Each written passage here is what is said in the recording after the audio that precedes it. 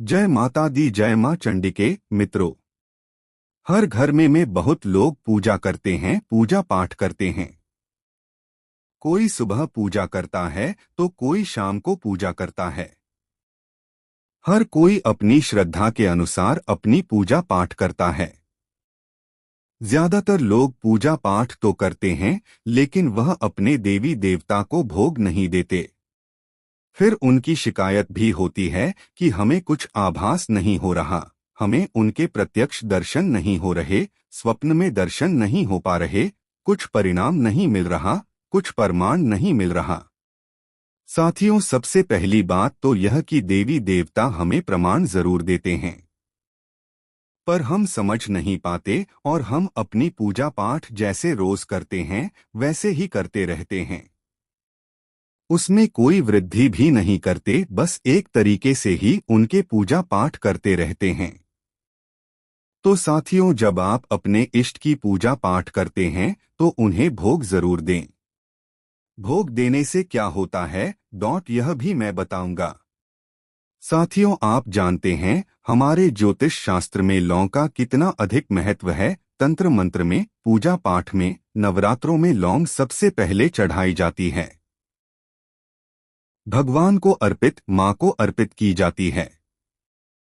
साथियों, जब भी आप पूजा पाठ करते हैं तो सबसे पहले दीपक जलाते हैं। कोई घी का दीपक जलाता है तो कोई तेल का। उसके बाद आप धूप बाती करते हैं और फिर फूल माला या पुष्प उन्हें अर्पित करते हैं। उसके बाद आप अपने आसन पर बैठकर अपनी देवी देवता की पूजा अर्चना, चालीसा, उनकी स्तुति का पाठ करते हैं, उनकी आरती करते हैं। यह सब ठीक है, यहाँ तक ठीक है। उसके बाद यह सब करने के बाद आपको उन्हें भोग देना होता है, जो ज्यादातर लोग नहीं देते। तो आपको करना क्या है? ध्यान से सुनिए साथियों, आपको कपूर लेनी है। सबसे पहले आपको गणेश भगवान, प्रथम गणेश भगवान को भोग देना है। उसके बाद आपको अपने गुरु के नाम का भोग देना है।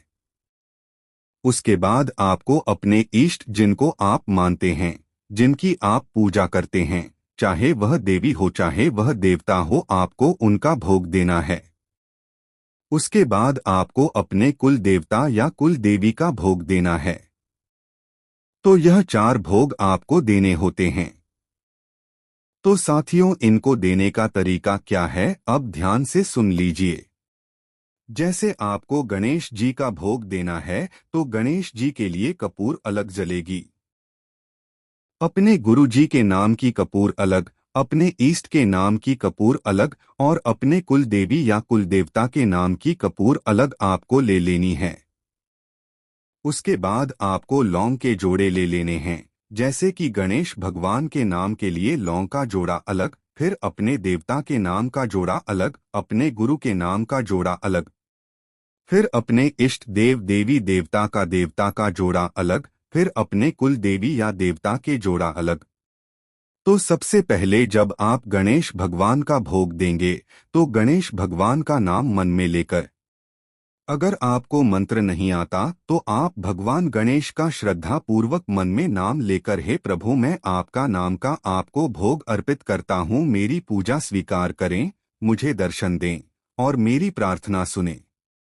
आप उनको भोग दीजिए। कपूर जलाए, कपूर जलाकर अपनी जो लौंग है, लौंग का जोड़ा जो है वह आपको घी में भिगोकर, घी में डालकर आपको उस पर चढ़ाना है, तो वह गणेश जी का भोग हो गया। उसके बाद आपको ऐसे ही अपने गुरु के नाम का भोग देना है। 2 लौंग ऐसे ही घी में भिगोकर फिर कपूर पर रखनी है। ऐसे ही फिर अपने ईष्ट के लिए, जिनको आप मानते हैं, जिनकी आप पूजा पाठ करते हैं, आप 2 जोड़े भी चढ़ा सकते हैं, 3 भी चढ़ा सकते हैं, 5 भी चढ़ा सकते हैं। अपनी श्रद्धा के अनुसार आप उनको ज्यादा चढ़ाएं। तो आपको अपने ईष्ट के नाम के भी लौंग का भोग उन्हें अर्पित करना है। उसके बाद फिर आपको अपनी कुल देवी या कुल देवता का जोड़ा देवी को या देवता को अर्पित करना है। फिर उनसे हाथ जोड़कर अपनी प्रार्थना उनके समक्ष रखनी है। आप इस तरीके से यह 11 दिन तक लगातार करके देखिए, आपको अनुभव होने लगेंगे। आपको अप्रत्यक्ष दर्शन या स्वप्न पर दर्शन जरूर होंगे। और लौंग छटक कर अगर लौंग टकती है तो इसका मतलब है कि देवी देवता आपकी पूजा स्वीकार कर रहे हैं। हाँ जी, इसका मतलब यही होता है साथियों, लेकिन आपको उन्हें भोग जरूर देना चाहिए। बहुत से लोग भोग नहीं देते हैं, तो भोग ना देने के कारण वह अप्रत्यक्ष रूप में नहीं आते, दर्शन नहीं देते, क्योंकि देवी देवता भोग पर ही चलते हैं। कोई मीठे के भोग पर चलता है। आप पतासे का प्रसाद मिलाकर भी उनको अर्पित कर सकते हैं।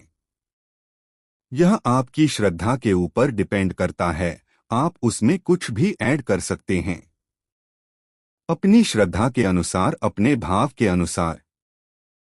दोस्तों, यह बहुत जरूरी था। बहुत से लोगों को नहीं पता। बहुत से लोगों के कमेंट आते हैं कि हम बहुत दिनों से पूजा पाठ कर रहे हैं लेकिन हमें असर नहीं हो रहा, कुछ नहीं मिल रहा। तो दोस्तों, अपने मंदिर की अच्छे साफ सफाई रखें। अपने नित्य सुबह या शाम जो भी पूजा पाठ करनी है उसके अकॉर्डिंग अपनी सुबह या शाम के समय पूजा पाठ करें और उनको भोग समर्पित करें।